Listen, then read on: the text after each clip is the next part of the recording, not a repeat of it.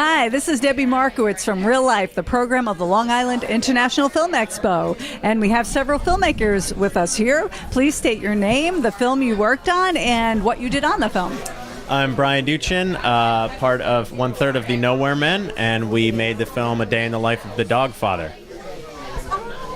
Yep, and I'm Alex Portera, and I also made 1/3 of the Day in the Life of the Dogfather. My name is Eric Messenger. I third what they said about the Dogfather, in case you couldn't catch on at this point. He was going to come and bring a dog with him. He didn't bring a dog with him. He actually was on his way, and he called me just as we sat down in the theater, and he was in crazy traffic, but he had a crazy day of rescues. I don't know if you've seen the film, but this man's life every single day is like that. 18 espressos, 2 packs of cigarettes, no sleep, and just even the day that we made that film with him, we were supposed to meet at 1, and I think that he had some baby raccoons in the morning and then some squirrels, and like it's just chaos because people all over New York and Long Island call him and they say, James, what do I do with these baby raccoons? He's the guy that they come to. That's amazing. Does he have any kind of training, or is just complete compassion to figure it out? Or I think it comes from compassion and love. I mean, that's how it started, and maybe he's got some training now, but it started, and it's mostly just love for these animals, and those animals feel it, because these animals were violent to other people who were violent to them, but he has so much love that they just feel it. Yeah. I saw, actually, the way I found out about this is a friend of mine was visiting his dog. He said, yeah, my friend does animal rescue, and I was watching him, not realizing who it was. I go, oh my God, that's so sweet, and that's wonderful. And then when he came in, I said, wait a minute, that's the guy, that's the thing. So can you tell us a little bit about his background and how he turned around? Jump in on this? Sure. So James has been in animal rescue in like the last, I would say, for about a third of his life, and before that he was mixed up in organized crime and served some time, and so he has a very complicated past, and you can see in the documentary how that draws him to what he does. In the work that he's currently doing with these animals, he sees himself in the animals that he works with.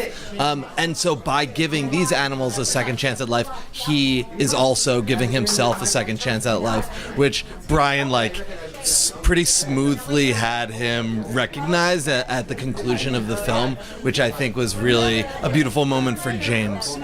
I guess everybody deserves a second chance if they're willing to do the right thing. I mean, what he does with these animals is miraculous. I mean, yeah, these dogs are violent, but they're never going to be violent to me, and it's just, it's really pretty amazing. So you said one day you filmed this in? That was one long, crazy day, but by the time we actually got to sit him down for an interview, it was 1:30 in the morning.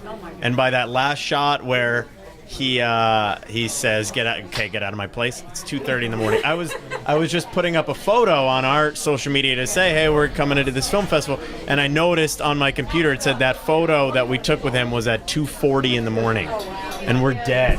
We were dead. Does he sleep at all? No. He's not a sleeper. It's like 3-4 hours a night. That's amazing. That's really amazing. So what's next after this? Do you have plans for another film? Well, we do this every single week. We have a Facebook page, which is primarily where we put our stuff. And it's one video a week. Our Facebook page is called Nowhere Men. And we have traveled the world together. We have met people from all over the world, and we just recognized we need to share people's stories. So every week we find someone who interests us around New York or around the world, and we tell their stories. And we like to do day in the life when we can. We kind of thrive under the pressure of just producing fast. And so tomorrow we have a video coming out about 2 girls who are from the untouchable class in India. And then next week, we don't know. We still got to figure it out. But we've got something coming out next week and something the week after that. And so... like, you going to India? No, we filmed that. They're here. They're here. This is really cool. But that does happen. Nice. Yeah. So where can I find out information about Yeah, you can. The first place that you should go to look is type in Nowhere Men on Facebook. That's the Nowhere Men, the primary channel that you'll find the largest audience, and every single video is made specifically for a Facebook audience, and so that's why there were subtitles on the video, because most people are watching all of these videos on their phones, and so yeah, check us out on Facebook, on Instagram, YouTube, everywhere. It's Nowhere Men. And so, yeah, go check it out. You'll enjoy some other awesome videos just like James the Dogfather. Okay, so basically, how did you guys all meet and get together to do this? Were you in college together, high school together? That's exactly right. So the three of us went to college together. Alex and I were assigned freshman year roommates. We did the 4-year plan together as roommates. Eric was a year below us, quickly became friends. And we had other jobs for several years out of college. We were management consultants. Eric was a teacher. And one summer, we were just all getting antsy a few years out of school. And we said, let's drive from London to Mongolia. And so when I say we traveled the world together, we have. That was a 10,000-mile drive. We filmed it for a TV show, a travel TV show. Then instead of going back to work, the production company we filmed for said, well, why don't you do another one? And we drove from New York to the bottom of Argentina together. And it was on those 2 trips, which took 2 years, that we became travelers, we became filmmakers, we became storytellers, but most importantly, we learned how to share people's stories and bring those out. So when we got back to New York, which is now about 2 years ago, we decided, hey, let's just start doing it here in New York on Facebook or wherever we can get them. And yeah, we've gotten to do a lot of stories in New York or wherever anyone sends us. That's amazing. So this is primarily all you're doing now. This is primarily, and people like paying you to do this too. Sometimes. You guys got some nice gig here. That's great. All right. Anything else you'd like to tell us about? Oh, I don't know, future projects or no, the company. You know. Again, the best way to know what we're up to is on Facebook. Go to Nowhere Men. We have a Facebook show on Facebook Watch.